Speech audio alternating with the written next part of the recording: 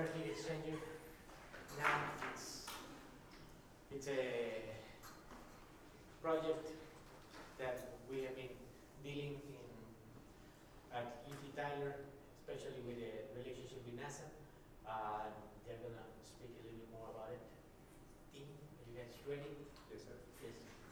Okay. All right. Hello, everyone. Good morning. We are HX Tech. To begin, I'll introduce the team. So starting on my left here, we got Samuel Morales, Quinn Glo, Michael Geddes, Dwight Bailey, and me, Terrence Thompson. And our senior design project was a flat plate heat exchanger learning module. So this presentation will go through our design need, design evolution, experimental analysis, economic feasibility, and our conclusions. So for this project, it stemmed from NASA's need of an air-to-air heat exchanger that would be able to take in hot exhaust air of 800 degrees Celsius temperature, as well as cool atmospheric air of 25 degrees Celsius temperature, and increase the temperature of this cool atmospheric air in order to reduce the amount of energy the heating element shown in the figure is using to take this cool atmospheric air up to the required 800 degrees Celsius temperature.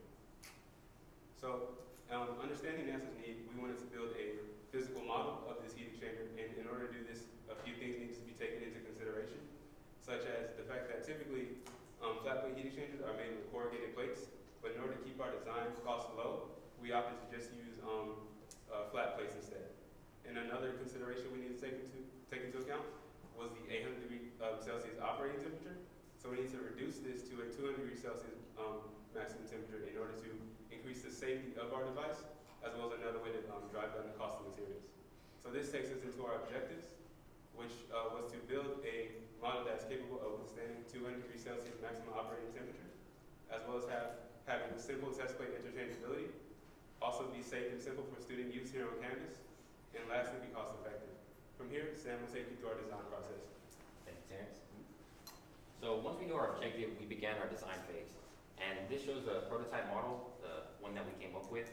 And since this module is going to be used in an educational lab setting, we wanted to model something that would be small, that would take up minimal space, but still allow users to get valuable educational knowledge from the module itself.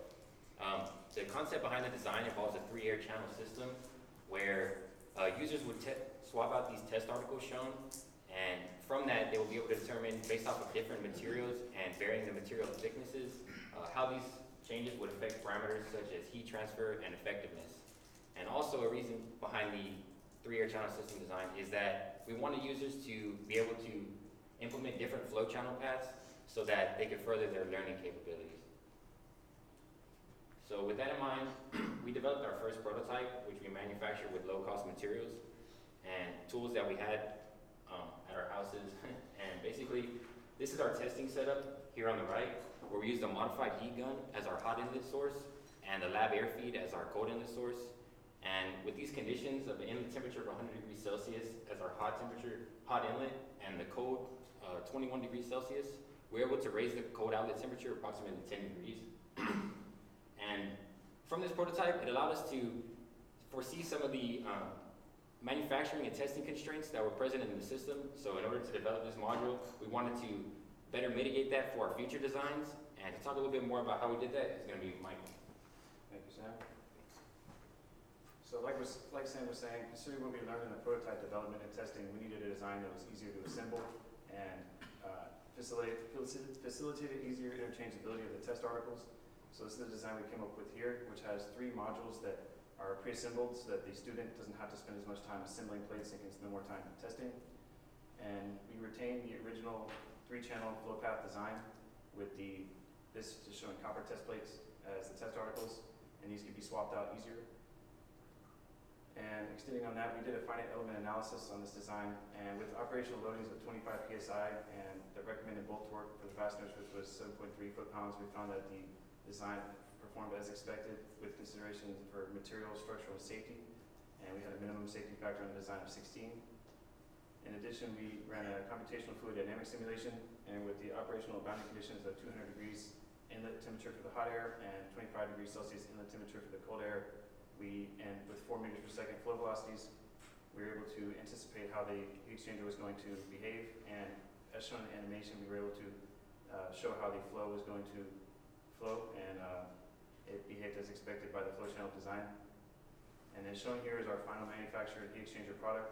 And even though the design was a little bit more complicated than the prototype, we opted for a more efficient manufacturing process using the CNC table at NASA. And this was beneficial because it was more repeatable of a process versus the hand tool method, which made it easier to assemble the plates. Shown on the right is the upgraded heating element, which we were going to use to replace the modified heat gun. And this allowed us to integrate it with the controller that was, it was easier to control the temperature and as well as flow. So we took these components and integrated them into a final testing setup where, as you can see, here's our learning module package, which is sitting in a lab fume hood. And we have it hooked up to a library supply, which runs into a heating element that's controlled by a control box. And then all this information in the heat exchanger is monitored and stored in the data acquisition system from National Instruments. And in order to interface with this data and display it to the user in an intuitive way, we needed to come up with an interface. And Dwight will take you through that development. Thank you, Michael. So LabVIEW was used to develop an interface that will collect and also monitor the data that the heat exchanger is sending out. Here we have a LabVIEW block diagram where it shows a data acquisition system where it's collecting the data from the sensors and then sending that data to Microsoft Excel for storage. This is an example of the data that's being stored in Microsoft Excel, where it's showing the temperature profile across and along the plate of our 18-gauge copper test plate. In addition, this is the results from this is some of the results that was stored in Microsoft Excel that shows the effectiveness of the 18 and 24-gauge copper test plates and also the 24-gauge copper plate test plate. Most notably with this result is the 24-gauge copper test plate that shows a 30% effectiveness. Speak more about the economic feasibility, I'll now hand over to Paul. Okay. For economic feasibility to design and manufacturing for a single unit cost around 2,600. But if we mass produce for 1,000 units, and then a single unit is dropped down to 1,200. That means with the total saving of 1,400. Because of reduction is due to more modification work and less need research and development. So conclusion, Terry can present it. So in conclusion, we have built a working final product that satisfies all of our initial objectives. We have it so it's in a easily portable, easily storage, and expandable to different application setup. And we have an easy and simple way to collect data from this product as well. So this takes us into our future considerations, which could be to have more plate variety, such as different materials types as well as material thicknesses. And we could also add in more plates to increase the number of flow channels in the heat exchanger system, as well as adding insulation to minimize the amount of heat loss to the environment. So this presentation has shown that we have a model that is able to assist students in the learning process of the behaviors and concepts of a flat plate heat exchanger, so that they may take this educational model knowledge and then later on apply it to the NASA model. Special thanks to Dr. John Graff, Dr. Biswas, Dr. Garcia, Drew Price, and Jason Bakenhorst from Jacobs Engineering, as well as Sam Ogletree, Eric Pierre, and Melissa Escobar for all of their assistance. Thank you all for listening.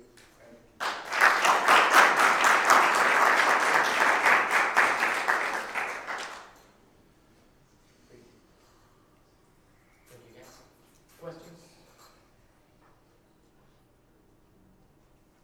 Let me ask you a question. Have you built a system? Did you build a system? Yes, sir. Yes. Yes, sir. Okay, did you test it? Yes, sir. I might have missed it, but did you show the test results? Yes. Okay, let's go there. It's actually the graphs. Oh, it's the graphs?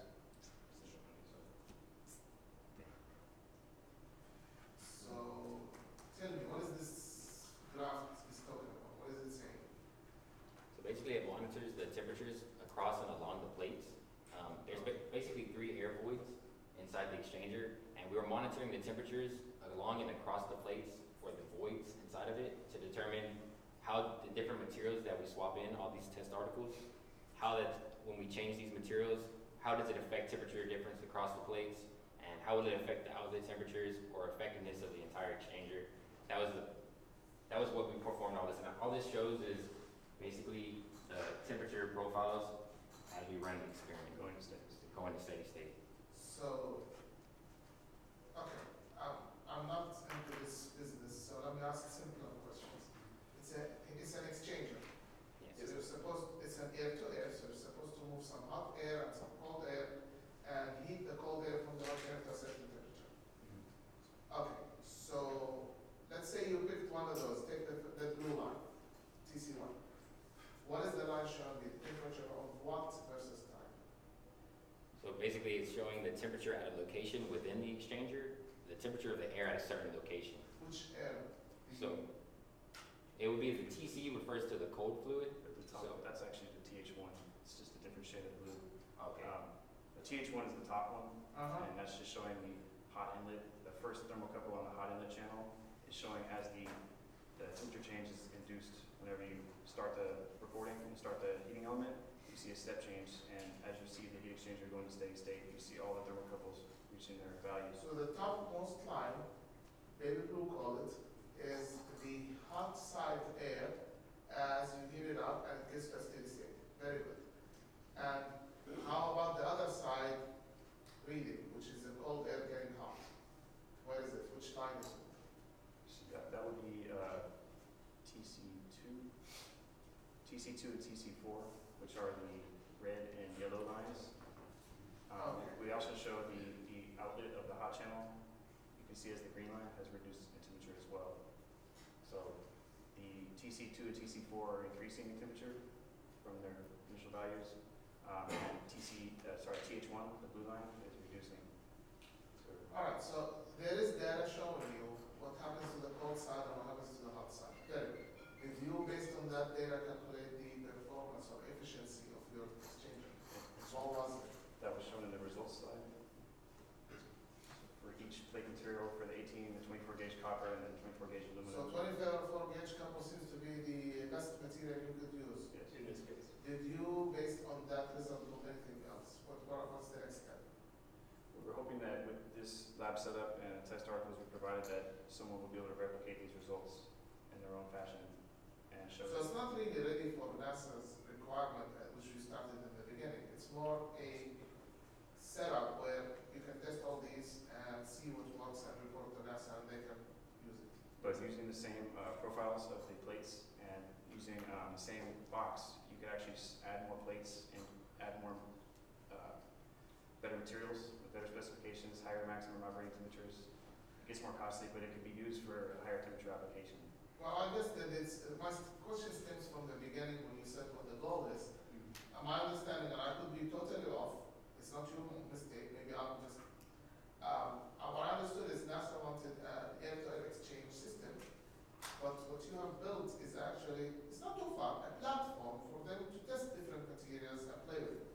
You didn't deliver a system to them, but you gave them, here's a platform that will do what you need, work with it, and if you decide you want to use some materials that we didn't use, this will allow you to add and subtract and modify. Is that what has been the outcome?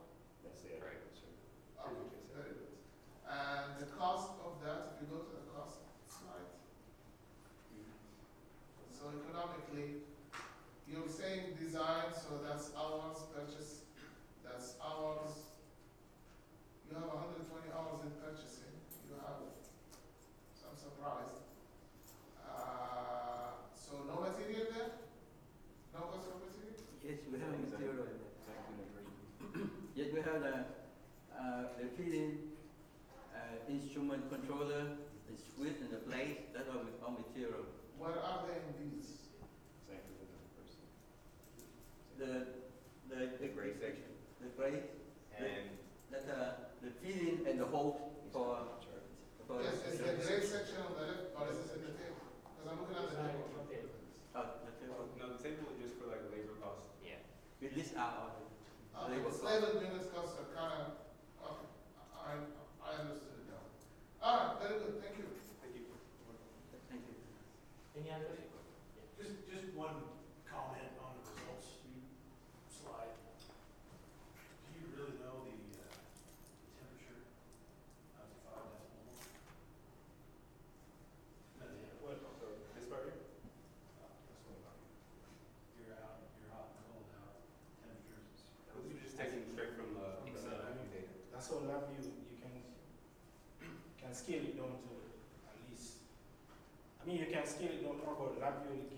option of up to like more than 5, but that's how the data was sent out. Do you think you should take that option?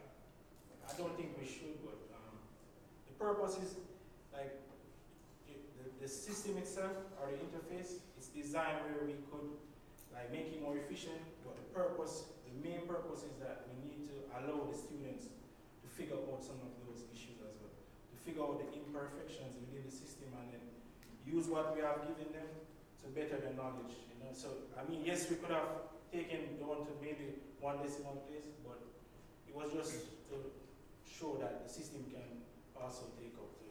And to add to that, There's some uncertainty. Is there some uncertainty, sir? I will admit, there's some Just uncertainty. take. to add to that, a little reason behind that would be also because that if you look at the outlet temperatures on the hot side, they're relatively close. So the more decimal places that we show, we'll be able to give you a better idea. If we would just put like 58 and 57, it'd be a lot more challenging to see. Since they're very close, you know, it just adds a little bit more insight, I guess. What kind of temperature sensor did you use? We use K-type thermocouples for the inner channels and for the outlets. What does the spec sheet say for their accuracy? It's plus or minus 2 degrees Celsius, but with the DAQ, there's actually a calibration mechanism within the system that will calibrate it. And that was one of the reasons why we choose to use National Instrument as well, because when you run test results, it's pretty much replicating like real world situations. So that's why we use that system as well. So yeah, it's already calculated in the